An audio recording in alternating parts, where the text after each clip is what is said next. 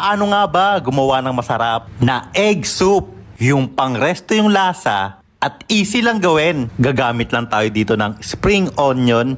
Hihiwain lang natin sa maliliit. Tapos magbati na rin tayo ng 3 itlog. Isa lang na natin yung 3 baso ng chicken stock. Kung walang chicken stock, chicken cube pwede na yan. Ibuhos na rin natin yung mixed veggies natin at timplahan ng paminta. Patis, pampalasa. Maglalagay na rin tayo ng pampalapot natin. Minix lang natin yung cornstarch at water. Depende na po sa inyo kung gaano gusto nyo kalapot. Once kumulo na, ibuhos na natin yung 3 itlog. Isunod na natin yung spring onion, sesame oil.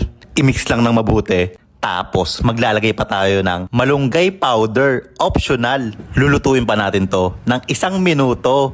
Paki-comment naman po kung nasan ka ngayon para alam ko kung saan umabot itong video na to. Magluto na rin po ng masarap, healthy na egg soup. Saktong-sakto. Maulan ang panahon. Ang sarap humigop ng sabaw. Paano nga ba gumawa ng masarap na egg soup?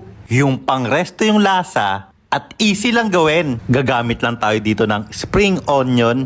Hihiwain lang natin sa maliliit. Tapos magbati na rin tayo ng 3 itlog. Isa lang na natin yung 3 baso ng chicken stock. Kung walang chicken stock, chicken cube pwede na yan. Ibuhos na rin natin yung mixed veggies natin at timplahan ng paminta, patis, pampalasa. Maglalagay na rin tayo ng pampalapot natin. Minix lang natin yung cornstarch at water. Depende na po sa inyo kung gaano gusto nyo kalapot. Once kumulo na, ibuhos na natin yung 3 itlog. Isunod na natin yung spring onion, sesame oil.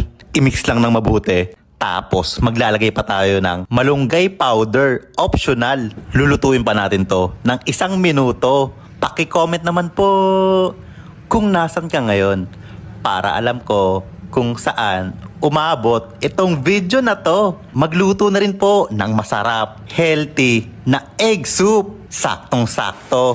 Maulan ang panahon. Ang sarap humigop ng sabaw.